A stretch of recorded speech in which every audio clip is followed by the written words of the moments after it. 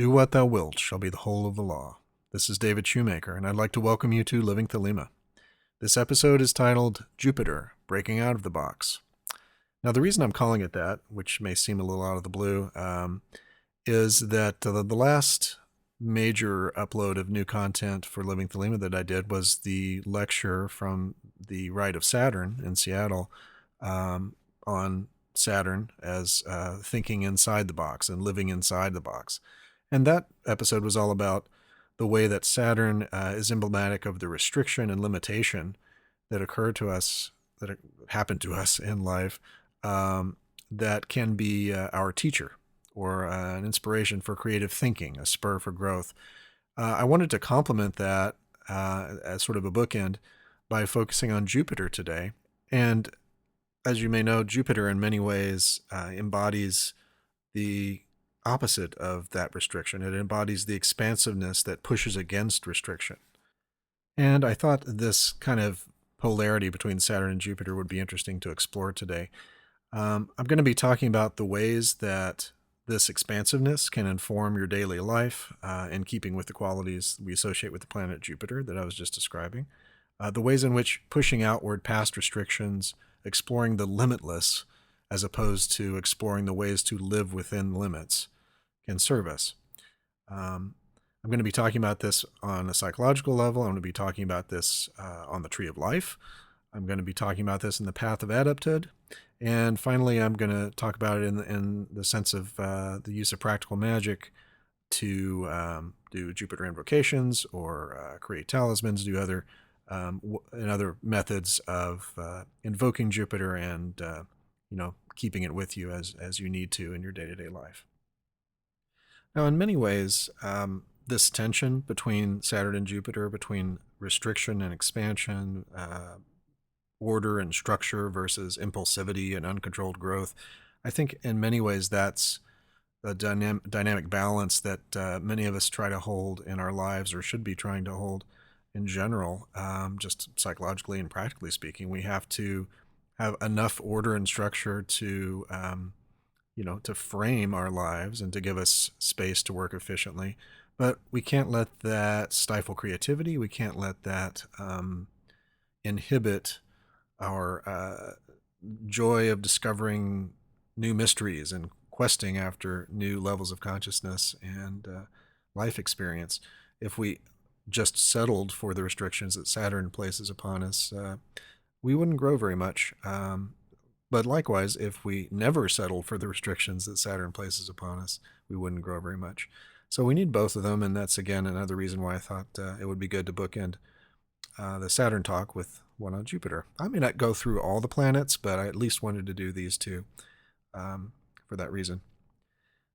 Now, on the Tree of Life, we find Jupiter attributed to Chesed, and mythologically it's associated with Zeus, the king of the gods, so-called, the demiurge in Gnostic philosophy.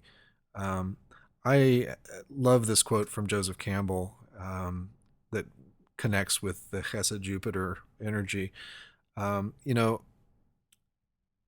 what he says is that the problem with Yod-Heh-Vav-Heh is that he thinks he's God. And that really speaks to the placement of Chesed and Jupiter as the highest level, the highest conception of God that is possible in the Ruach. That is the everyday consciousness has limits to what it can conceive of in terms of divinity. And the various mythological conceptions of the highest God, or the classical daddy God in the sky kind of idea, tend to relate to that limitation of our Ruach consciousness, our everyday consciousness, basic human consciousness, the limitation in even conceiving of what divinity is.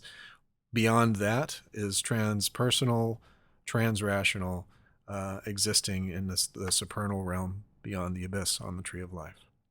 So when Joseph Campbell says the problem with Yod-Heh-Vav-Heh is that he thinks he's God, he's getting at the idea that the visible images that we set up for what Godhead is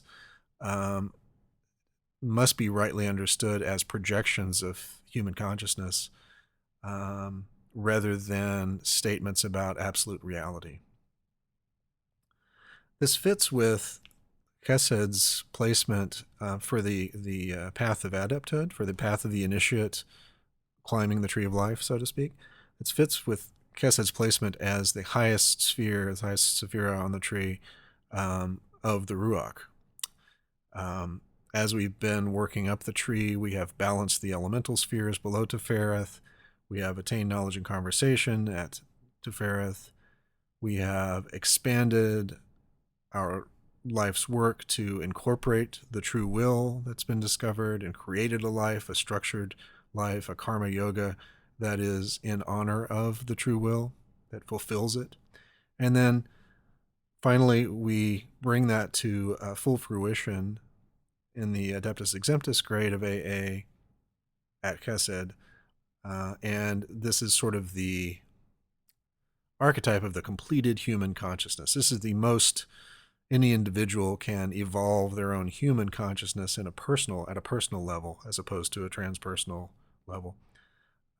So that all fits with the idea that this is the best image we can have of our fullness, or of the fullness of a deity. So what is Jupiter consciousness, so to speak, in our everyday life? You could think of this as having the full range of what you need to be comfortable in the world, to do your will. Ease of circumstances to perform the great work, as Crowley once put it. Right enjoyment of luxuries. We can look to Liber Legis on the value and importance of enjoying things of sense and rapture, as we are instructed. This tantric worshipping of Nuit that occurs when we embrace the ecstasies available to us in everyday life. That is not only worship of Nuit, but it's also very Jupiterian in that sense. Mindfulness. For example, anything we do mindfully, like saying will before meals because we want to eat with mindfulness of transmuting that food into spiritual substance, and for the performance of the great work, taking pleasure in things wherever we can find it, appreciating the quality of things. Also, anything connected with the expansiveness of the self, such as, in an everyday example, negotiating for a raise. That is, you're making sure you can expand to have all the space you need, so to speak. And that includes expanding the resources that you have in order to create the space for a life that allows you to do your will. This Jupiter idea includes the idea of bountiful circumstances as they come to you, not just as you make them. So that's in connection with some of the ideas around Jupiter as a god of good fortune. You know, this is good stuff happening, lots of good stuff happening that just happens as in addition to the ways that we create it for ourselves. So let's look a little bit at the methods of invoking Jupiter. As with any targeted invocation like this, you have a lot of choices, and it's one of the fun, creative parts of being a magician, to create a ritual or invocatory experience outside of ritual that is powerful and uniquely connected to you as a person and a magician, and to the particular things you're trying to draw into yourself. I want to note that one example of a formal ritual for Jupiter would be the one that was presented in Living Thelema in the ritual construction chapter. And you'll see in ritual construction of this formal type that there's generally some sort of general invocation. You know, there's the usual preliminaries, banishings, and purifications, consecrations, and so on. But you'll want to do some sort of formal invocation, maybe a hexagram ritual of Jupiter, perhaps poetic invocations, reading of a corresponding chapter of Liber VII attributed to Jupiter, which I will do later. But in any case, the order of events, however it is that you're invoking Jupiter, whether ritually or poetically, um, should go probably something like an LBRP, an LBRH, that is the Lesser Banishing Ritual of the Pentagram and Hexagram, the Greater Invoking Ritual of the Hexagram of Jupiter. And then in that environment, that invoked environment, you do the work, whatever it is that you're planning to do. Now, this might be constructing a talisman of Jupiter to have that energy with you as needed. This might be the invocation of some other sort of specific entity connected to Jupiter, an evocation of a planetary spirit of Jupiter. You might also simply do a scrying of these regions, astral regions, and see what you get. So lots of options, but in any case, that's how you want to open up the temple in Jupiter, so to speak. And then for the closing, you want to do the corresponding banishing hexagram ritual of Jupiter and traditional license to depart of some kind. In any case, look at the ritual construction chapter in Living Thelema or the corresponding podcast episode for more on the rationale for this sort of a formal structure. Now, a completely different approach to this immersion in Jupiter that would not be ritualized in the strict sense that we've been describing would be to look at Liber Astarte, Crowley's Liber Astarte. And I talked about this in a previous episode on devotional practices, but you can create a set of devotional practices for any deity based on the principles that Crowley presents in Liber Astarte. And if you wanted to do a Zeus working, essentially, to have an expanded period of time where you were devoting yourself to the god Zeus for the sake of invoking Jupiterian force into your life, you could spend days or weeks or even months doing Liber Astarte in that direction. So have a look at that along those lines. And of course, you could apply that ritual, that Liber Astarte, to any invocatory purpose.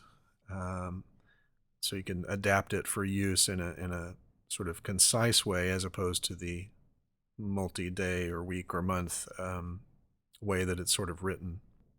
Another alternate method of invocation might be to work with the Enochian system. For example, you could choose an Enochian tablet, one of the 4 elemental tablets, and invoke one of the planetary seniors on the tablet. And if you don't know what that is, that's okay. Trust me, in the Enochian system, working with elemental tablets, there are planetary attributions to the tablets and certain entities that you would invoke in order to bring in that force. So just offering a number of alternatives to show you how many different ways you could bring in one single force, such as Jupiter.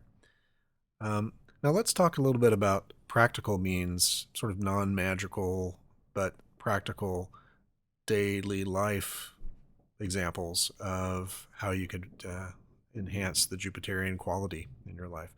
So I've already mentioned mindfulness as one of these techniques, mindful acting, mindful action. So in doing will at meals, you are mindfully eating and appreciating the quality of the food and appreciating the enjoyment of the food. You can apply this principle to any other action in which you can find enjoyment, pleasure, focus.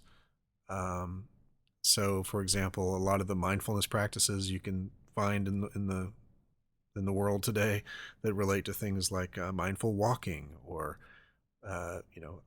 walking through a forest and appreciating the texture of the leaves and the feeling of the ground under your feet and the smells and sights and so on. Anytime you are expanding your awareness of these sensory inputs or of these life experiences, to me, that's a Jupiterian quality, Jupiterian action, a Jupiterian way of framing the world that you're walking through. Now, I'm going to close with a reading of Chapter 3 of Liber VII, which is Liber Liberi Vel Lapidis Lazuli. This holy book has chapters devoted to the different planets, and the third chapter is devoted to Jupiter. And I'm reading this partly just as a way to instill some Jupiterian atmosphere to the podcast episode itself, but also as an example of a poetic type of invocation that you could use to invoke Jupiter in your own practice. So sit back, relax, and let Jupiter wash over you as I do the reading today. I was the priest of Amun-Ra in the temple of Amun-Ra at Thebai. But Bacchus came singing with his troops of vine-clad girls, of girls in dark mantles, and Bacchus in the midst like a faun.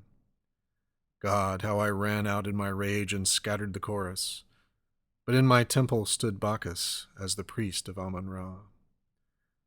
Therefore I went wildly with the girls into Abyssinia, and there we abode and rejoiced, exceedingly, yea, in good sooth.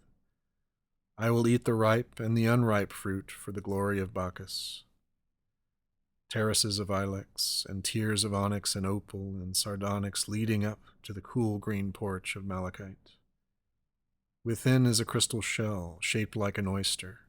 O glory of Priapus, O beatitude of the great goddess. Therein is a pearl. O pearl, thou hast come from the majesty of dread Amun-Ra. Then I, the priest, beheld a steady glitter in the heart of the pearl. So bright we could not look, for behold, a blood-red rose upon a rood of glowing gold. So I adored the god. Bacchus, thou art the lover of my god. I who was priest of Amun-Ra, who saw the Nile flow by for many moons, am the young faun of the grey land. I will set up my dance in your conventicles, and my secret loves shall be sweet among you. Thou shalt have a lover among the lords of the grey land. This shall he bring unto thee, without which all is in vain. A man's life spilt for thy love upon mine altars. Amen. Let it be soon, O God, my God. I ache for thee. I wander very lonely among the mad folk in the grey land of desolation. Thou shalt set up the abominable lonely thing of wickedness. O joy, to lay that cornerstone. It shall stand erect upon the high mountain. Only my God shall commune with it. I will build it of a single ruby. It shall be seen from afar off. Come, let us irrigate the vessels of the earth. They shall distill strange wine. It grows under my hand. It shall cover the whole heaven. Thou art behind me. I scream with a mad joy. Then said Ithuriel the strong, let us also worship this invisible marvel. So did they, and the archangels swept over the heaven, strange and mystic, like a yellow priest invoking mighty flights of great grey birds from the north. So do I stand and invoke thee. Let them obscure not the sun with their wings and their clamor. Take away form and its following. I am still. Thou art like an osprey among the rice. I am the great red pelican in the sunset waters. I am like a black eunuch, and thou art the scimitar. I smite off the head of the light one, the breaker of bread and salt. Yea, I smite, and the blood makes, as it were, a sunset on the lapis lazuli of the king's bedchamber. I smite, the whole world is broken up into a mighty wind, and a voice cries aloud in a tongue that men cannot speak. I know that awful sound of primal joy. Let us follow on the wings of the gale, even unto the holy house of Hathor. Let us offer the 5 jewels of the cow upon her altar. Again the inhuman voice. I rear my Titan bulk into the teeth of the gale, and I smite and prevail, and swing me out over the sea. There is a strange, pale god, a god of pain and deadly wickedness. My own soul bites into itself, like a scorpion ringed with fire. That pallid god with face averted, that god of subtlety and laughter, that young Doric god, him I will serve. For the end thereof is torment unspeakable. Better the loneliness of the great grey sea, but ill befall the folk of the grey land, my God. Let me smother them with my roses, O thou delicious God, smile sinister. I pluck thee, O my God, like a purple plum upon a sunny tree. How thou dost melt in my mouth, thou consecrated sugar of the stars. The world is all grey before mine eyes. It is like an old worn wineskin. All the wine of it is on these lips. Thou hast begotten me upon a marble statue, O my God. The body is icy cold, with the coldness of a million moons. It is harder than the adamant of eternity. How shall I come forth into the light? Thou art he, O God, O my darling, my child, my plaything. Thou art like a cluster of maidens, like a multitude of swans upon the lake. I feel the essence of softness. I am hard and strong and male, but come thou, I shall be soft and weak and feminine. Thou shalt crush me in the winepress of thy love. My blood shall stain thy fiery feet with litanies of love in anguish. There shall be a new flower in the fields, a new vintage in the vineyards. The bees shall gather a new honey. The poet shall sing a new song. I shall gain the pain of the goat for my prize, and the God that sitteth upon the shoulders of time shall drowse. Then shall all of this which is written be accomplished. Yea, it shall be accomplished. So that is chapter 3 of Liber VII.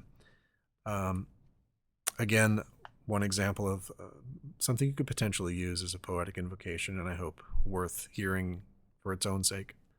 So I hope this has been a useful review of some of the basic principles that we associate with Jupiter, and especially in the context that I placed it as a bookend for my discussion of Saturn. And I hope you'll experiment with some of the ritual procedures, some of the mindfulness procedures, and think about the Jupiter influence in your day-to-day life when it comes to things like the expansiveness that we characterize as Jupiterian, and try to apply these principles in balance with the Saturnian principles to find that middle way for yourself.